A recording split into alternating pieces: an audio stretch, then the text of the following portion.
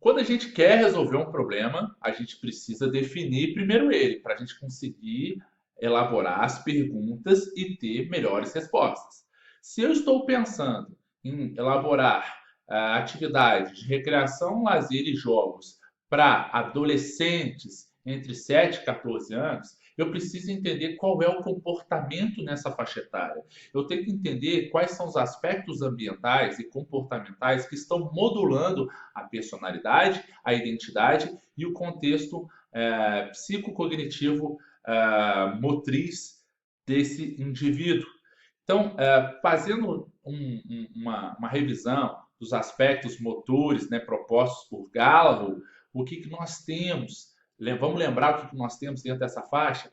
Olha lá, de 7 a 14 anos, nós temos o que a gente chama de fase motora especializada. Especializada. E, evidentemente, todos esses contextos, desculpa, todo o contexto de elaboração de atividades dentro da fase motora especializada leva em consideração a vida diária, né, a atividade recreativa e também a atividade competitiva. Aqui a gente começa a ver qual é o reflexo em termos sociais e comportamentais do indivíduo ao longo da transposição dessas outras faixas etárias. Né? Então, é muito interessante a gente entender esse contexto para a gente pensar em estratégias. E aí, quando eu estou falando, então, da fase motora especializada, a gente tem três grandes estágios, que é o estágio transitório, o estágio de aplicação e o estágio de utilização permanente no que tange a questão de desenvolvimento motor. Mas veja bem, eu não vou conseguir consolidar algo a nível motor caso eu escolha uma atividade de cunho de movimento, de cunho de atividade motriz, né? Atividade que envolva músculo, articulação, tendões e o pensamento daquela atividade. Ah, vou jogar a bolinha em tal lugar. Ah, vou pegar e chutar a bola em tal lugar. Ah, vou pegar uma pedra e acertar na cabeça do Joãozinho. Não, então, claro que você não vai fazer isso, mas né, o que passa na cabeça desse indivíduo? Então, é pensar que o condicionamento da atividade que ele vai realizar, da atividade motora, leva em consideração esses estágios. Não vou entrar a fundo no que cada um aplica. Eu só quero que vocês entendam que, veja bem, um indivíduo de 7 a 10 anos, um indivíduo de 11 a 13 anos, até 14 para cima, provavelmente ele tem comportamentos motores diferentes, evidentemente social também, mas eu quero que você entenda que dentro dessa faixa etária, vocês concordam comigo que a gente tem ainda uma subdivisão?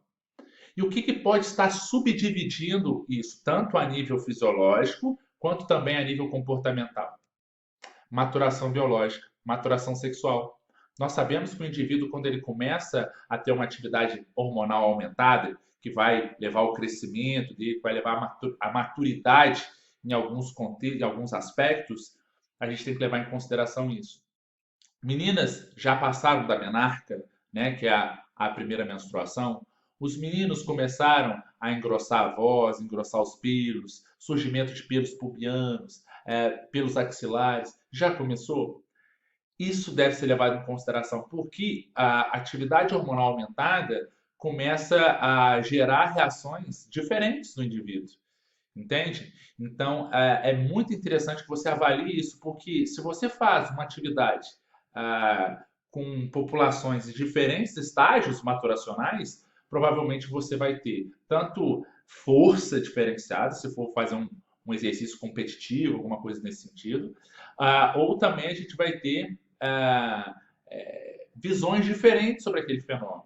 Eu posso ter um adolescente que já está achando que aquilo lá é chato, ou então já está pensando um adolescente que ele já quer também estimular a interação social tanto com o seu, tanto com o seu par, né, masculino, quanto o seu par feminino. Por quê? Porque agora ele vê a menina não mais de aquela coisa de tipo, menina, não, ele já vê como talvez uma moça que talvez ele tenha um sentimento por ela, que ele nutra alguma paixão e por aí vai.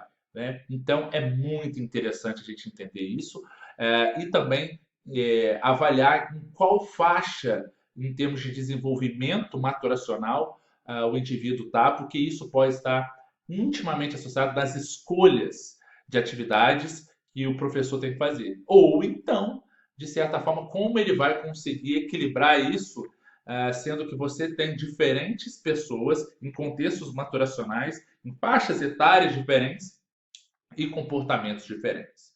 Ok? Então, iniciar esse olhar é muito importante para elaborar boas práticas.